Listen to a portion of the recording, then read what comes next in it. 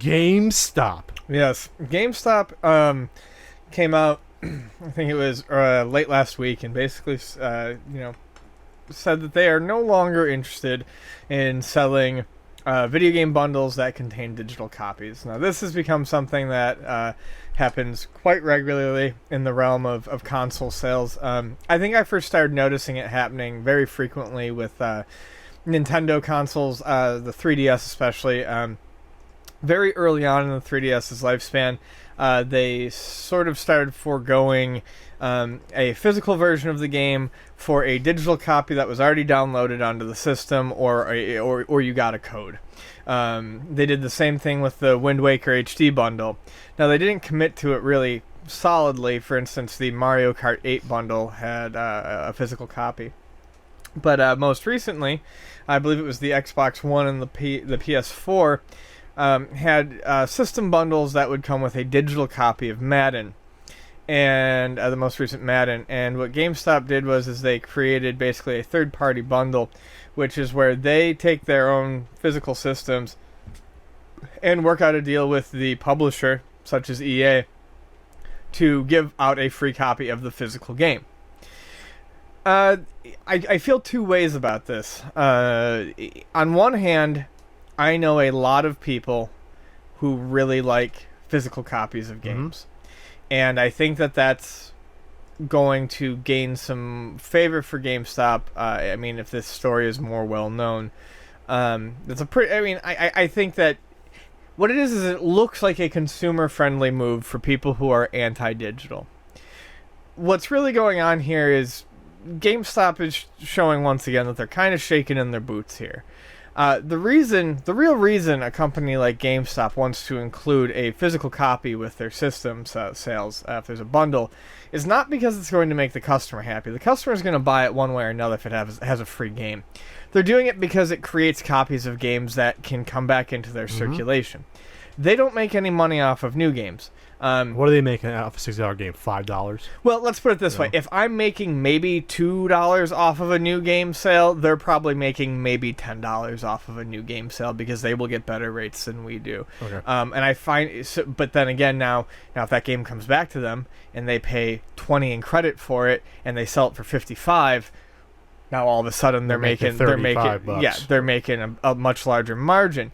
So, I mean, the article that the Giant Bomb article where this broke, they were, kind of making fun of GameStop and saying they got to get with the times and realize that this is how it's going to be done.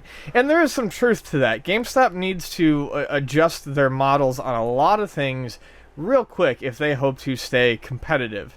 I mean, we see them flailing and trying all sorts of things. Separate stores for iPads and phones and things like that. Their retro initiative and now things like this. But I do think that that's a little harsh. People think that I'm constantly just bashing GameStop to bash GameStop. I mean, I don't think that as many people are willing to adopt digital quite yet as perhaps the article is jumping to conclusions about. It's just the way of the world. There's going to be more and more people buying digital just because. Well, right now, a lot of times it's not cheaper, which to me is really strange. How it would even be, $10 cheaper, since why wouldn't it be? Since there's no cost to download it, there's no cost to ship somewhere. No, I agree with that. I mean, digital that to me is weird. Until Microsoft and Sony and even Nintendo get that part figured out, and then that would really lead to more, I think, people digital. Because then, unfortunately, I always would buy physical over digital just because you can trade it or can sell it back. Right. That's a positive. Or transfer it to another system a lot easier. So that's good. But in this case, GameStop just wants to make sure they're not out of business in 5 years. Right. That's what it comes down to. But I think they should really look at it the other way and try to embrace it as much as they can. GameStop's going to be gone at some point. It's just when is it going to be gone? Right. 15 years, 20, or 5. That's probably what you're going to look at with something like GameStop. We're living in a game era where, and I've said it before, and you've said it before too, whether it's this next generation or the generation after that, we are going to see something that is digital only. I mean, we've got Steam machines, which if you want to look at them as consoles, are digital only. But the thing about Steam is there's constantly sales, and games are very cheap. I'm not sure we'll always go to digital only. I'll have to see it first because I think there might be backlash from it because there's always going to be those areas where, even in this day and age, not everyone has good internet. Depending on where you live, some parts of the world you're not going to have good internet. I think there always will be room for physical, but GameStop can't survive if only 10 or 20% of people are buying physical. Right. That's the problem. And if people aren't obviously trading back in, then it dries out.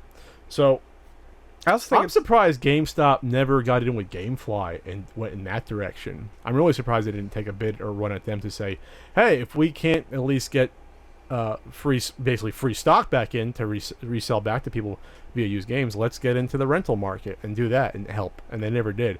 That could be a mistake. And I think that's an opportunity that's long past them. I mean, yeah, it's sort of like how Blockbuster let Netflix get too big before they did their own. They gave Netflix. I know this firsthand because I used to work at a company where I did market research for Blockbuster, and Blockbuster gave Netflix a 3-year head start, and that's all they needed to be crushed. A 3-year head start was, far more than they needed. I feel like, even letting them go 2 years or a year. Could have been 2 only, but it was definitely at least a couple years. And at that point, Blockbuster took a long time to get their service, competitive service, which they did have a competitive service. Remember, they did have for a moment. For a couple of years, few years, they tried it. We're like, it was neat too. You could take it and return it immediately to the store. That was a good positive, but they didn't have the infrastructure that Netflix had already in terms of all the locations throughout the U.S. where you literally could get a movie the next day, and Blockbuster didn't have that figured out yet. And it was too slow to move, and so it never caught up to the level serves that Netflix had already perfected, and that was one of the reasons Blockbuster died out. And as soon as Netflix launched streaming, Blockbuster was not able to handle that. Oh yeah, but they were dead before that. Even before the streaming got big, like 3-4 years ago, even they were dead before that. Sorry. So GameStop, not sure what to tell you. Yeah, you put other stores out of business, you're going to go the same way. It's capitalism. It's capitalism. But this time it is. I'm not sure what to say. I don't feel happy about it. I feel bad about the retro stuff more, which we'll get into later.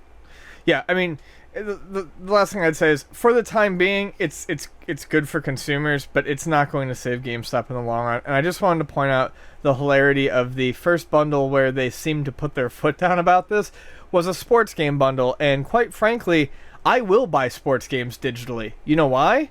Because they're worth fuck all once you buy them. You can't trade them back for a goddamn thing. So when I bought MLB 15 The Show, I was like, you know what? It's midnight and I want that right now. And I bought it digitally. You have about 3 days to trade it back to get anything. So I just find it weird that that's where they were like, no, we need these copies of Madden coming back in. It has a half-life like those periodic table elements that you can't say the names of. Yeah.